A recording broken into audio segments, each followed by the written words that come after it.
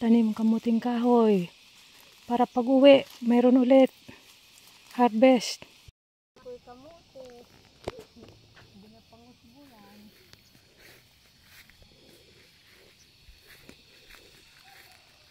Doon, yung pinangayas-hayasan ko man ito nuho pakadto. Ay po, di na dila makapamuwi kang Orlando. Oh, hinog-hinog na nga ni dati.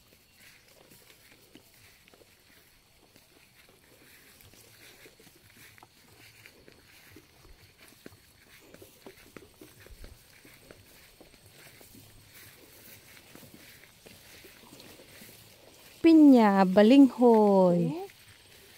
Tanim ni nanay. Ang pinya. Oh, ari, tinanom ni Sandero. Oh.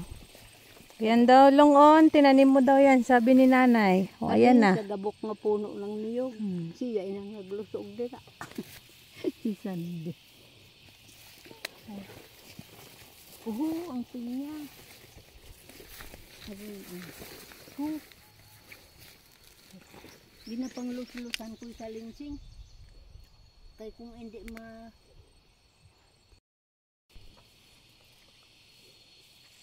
ay bunga ang iba.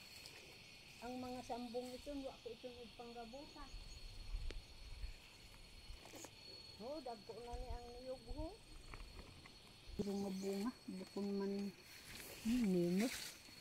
Bukon dagkoy mata.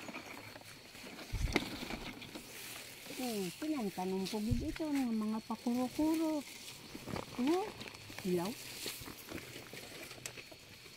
Mga ano pa. Mga second week pa ng July. Pwede na. Ito pag ito, malus-lus eh.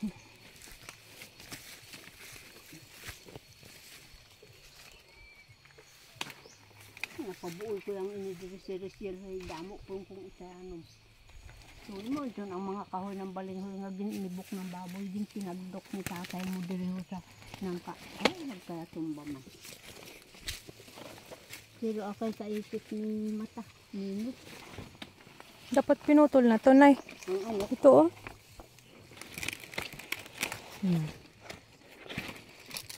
Ang kunaungan ba? Ang balinghoy.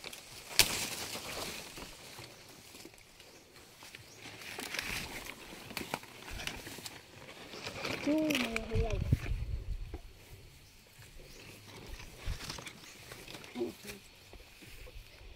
Mga hilaw. Ang iba may bunga. Ang iba dila may bunga pero ulihi ba gaputot man. Gaputot pa. Ang niyog kasi nakaanin ni Ray Butong. Magpunit eh. Nauhaw na gid kita hay ang sabaw mainom kita.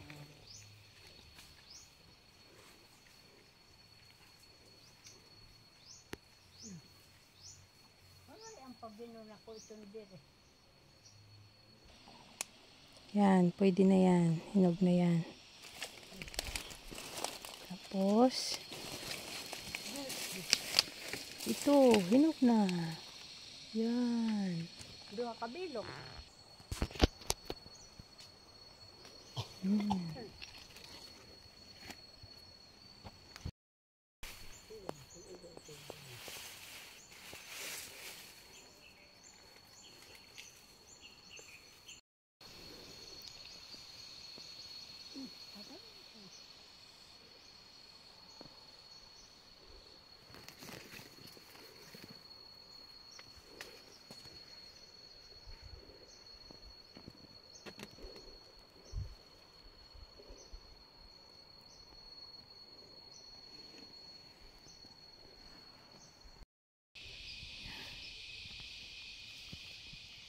Yan. Simula dito. Simula ang area na yan. Hanggang doon sa dulo na yon. Pataas din. Hanggang dyan. Sa may puno. Puno ng nyog. Papunta rito.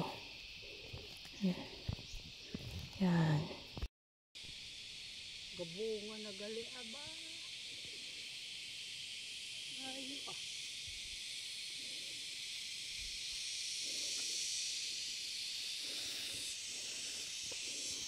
Wa gid ako kakita ay ganang matuod ng puso.